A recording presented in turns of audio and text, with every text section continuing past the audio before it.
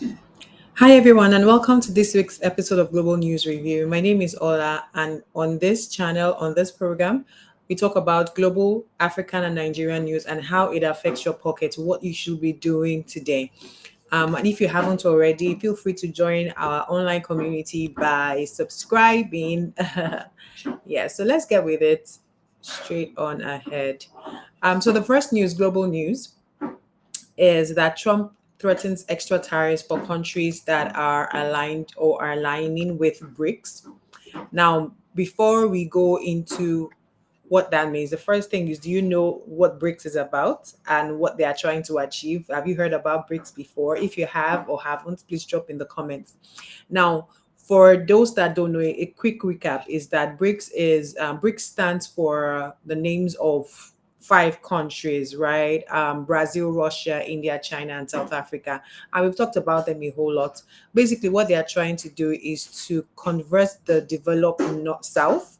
So in development, there is the developed north and developed south, right? So they want to convert the developed south into an economic and political bloc, so they have a voice in the on the seat and a seat at the table, so they can do things amongst each other. They can promote growth, development, all that, right? So that's what BRICS is about. So President Trump came out saying that, oh, okay, and there was a BRICS summit recently last week, and a lot of countries went for it. Nigeria went for it. Some other countries went for it, and President Trump came out saying that any country that is aligned with BRICS is doing anti-America's terms.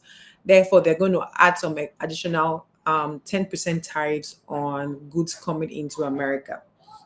Now, what does that really mean, right? Like, think about it. These people are coming together to say that, oh, we have been depending too much on the developed north. Let's create an ecosystem within ourselves, because last we have the population. If we're able to work it out well, we have the money, right? So why are we trying to allow the developed north control us? Let's do our own thing. That's the idea, right? And I mean, it's valid. I mean, that's how the world systems and power dynamics have changed over the years and centuries, right? So the BRICS is coming up. Some of the things they're trying to do also is to depend less on the dollar or trade less with the dollar. You know, those are the anti-American things that President Trump is referring to. But fundamentally, what are they saying?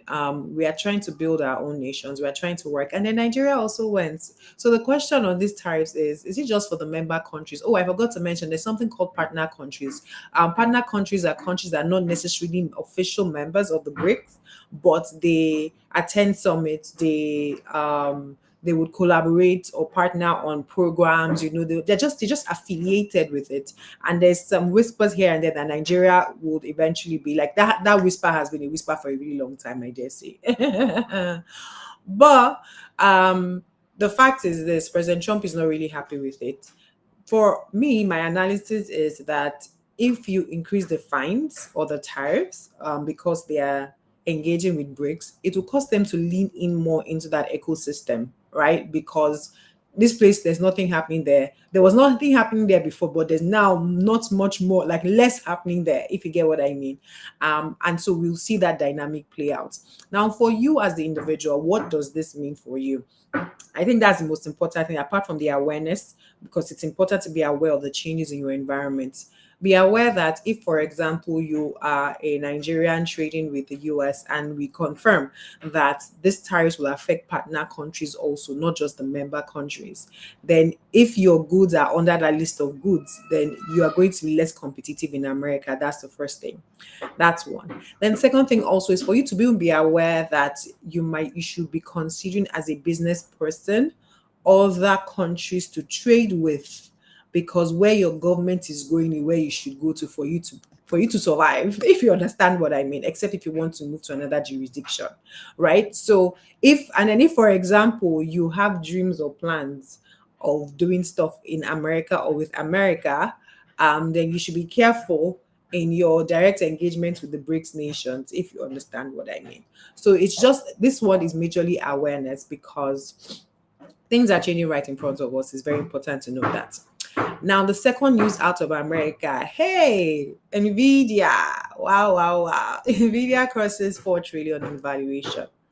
Now we talked about NVIDIA. NVIDIA is like soldier come, soldier come, soldier go, barracks go stay. Yeah. Because whoever is doing anything in the AI space needs some semiconductors to make that work.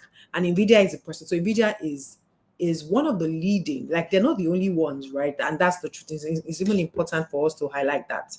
They are not the only ones that are in that space, but NVIDIA is doing extremely well. Like there was some news earlier in the year about DeepSeek, and then I remember I wish, in fact, I should even get my editors to bring out these things and spotlight them because we talked about them like that. See, a lot of this is panic. For you to transition from using NVIDIA that you've probably placed orders for the next 2 years to move to DeepSeek that is untested, it will take time. So all this panic is good for investors who understand what they're doing. And here we are. Nvidia is at 4 trillion valuation. Extremely amazing. Doesn't mean they'll always be here. Maybe, maybe not. They might move to 5 trillion and stabilize there because there's like the growth phase and then competition will come in, there's always that. But they are doing very well. They are a stock to have if you don't know. But don't take this as stock recommendation, Sha. If you want stock recommendation, let me put it up here. This is where you should come for stock recommendation.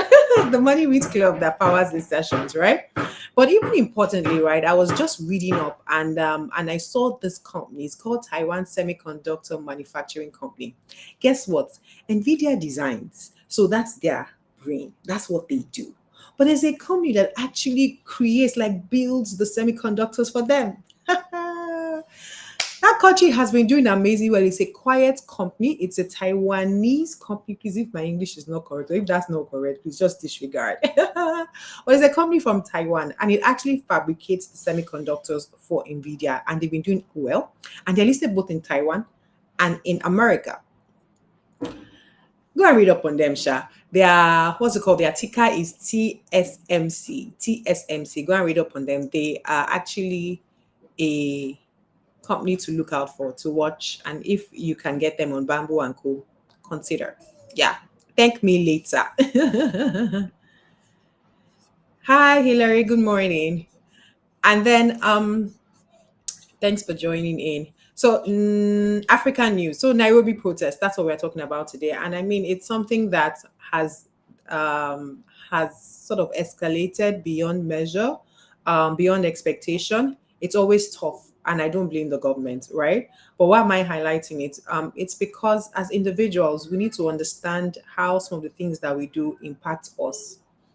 Number one, you can't protest a sitting president out of office. You can probably protest a military ruler out of office because it's by force that you take over, if you understand what I mean. But then, sorry, hi Hillary, I see your question, but we're not going into stock recommendations here. That's not what this is about. But I've dropped the one that I can drop. Anybody that wants to research on ASML can also check it out too. But you have to understand the implication of what you're doing in a democracy, sorry, the pronunciation, I'm not sure. At this point, English. And some people will say, oh, Dudu will not allow me to be great. But yeah, you get my point. But the fact is this, you can't protest a sitting president elected out of office. You can only cause social unrest.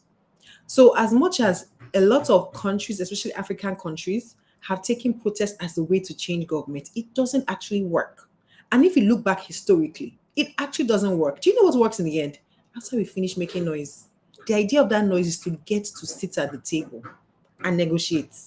And the faster you get to that, the better for everybody. Why? Because if in the process investors are spooked, businesses have to shut down, people cannot go to school. Let's say, for example, kids can't go to school, but there's like a standard global exam they're supposed to meet up with. Who suffers? So while you think you are doing one person, you know what I mean by doing, like this thing is going to get at one person, you might actually be doing yourself. So let's understand that the game of any protest is to get to the table for negotiation. It's not to scatter things. Because most times the people that end up scattering things are those that have nothing going for them. Why? Because as someone that is right smack in the middle of investments in Nairobi, I'm like, are we sure? What's happening? Like, do we do more? What should we be doing? How are they going to manage this? Blah blah blah blah blah. People think like need to escalate. Da da da da da. And imagine if more people think like that, it will not pay you as a local. Just know that I know peace, because fundamentally in the end, what we're looking for is progress. So you need to find the fastest path to progress. And you cannot take out an elected president through protest. You probably can overthrow a military government or push the next somebody to do a coup. You can do that in a military setting. But in a democratic setting, even if the president flies to another country, he's still the president. So let's understand. And I mean, I think even in Nigeria right now, there's local government elections going on. Let's also be aware that, yes, a lot of things are not the way they should be, but let's engage. Let's actually communicate. I think that's what, let's engage. Let's go and meet people and say, this is where, and let's go back, right? As against the easiest way, you are talking to no one, talking in the air and protest. Protests are good and they are effective in getting attention and bringing people to the table. But the moment you cease to come to the table to negotiate and make and have an ask, it becomes chaotic. Just putting it out there because the African democracy is changing and it impacts our economy. It does. It actually does. So let's think about it well. And then final news. Oh, Nigeria, good news. Banks resume international transactions. So go back to pre-pandemic time, like you would literally not have to buy USD, buy PTA to travel. Like your card works. Like your card would work, you would be so fine. But all of a sudden it started slowing down, it started cramping down. The max you can do is 1K, the max you can do is $100. You can't do it at all. Then I think it came down to 20 for some banks. And then no, you can't use your banks apart from some like specific products that some other banks, some banks actually had like some high-end or high-profile clients that could still use their Naira cards. But for the most part, you couldn't. But what was the real issue? The real issue was that liquidity was low. Banks did not have the liquidity to settle those obligations. So to understand it in simple terms, you have your Naira, you go to the UK and you spend in pounds. For the Nigerian bank to deliver that Naira to the store that you bought from in the UK, they will first convert to dollars, then to pounds, and then settle. Now, if they don't have those dollars, right, what you will find is that settlement becomes an issue. So that's why as liquidity started thinning out, they started reducing the amounts that you could do so that they could control and say, okay, this is the amount of liquidity we have. Let's just spread it across many people, right? So reduce the 1K and then now reduce it to $100 and then reduce it to $20 and then we're like, okay, let's pack this thing up for now. That is literally what happened.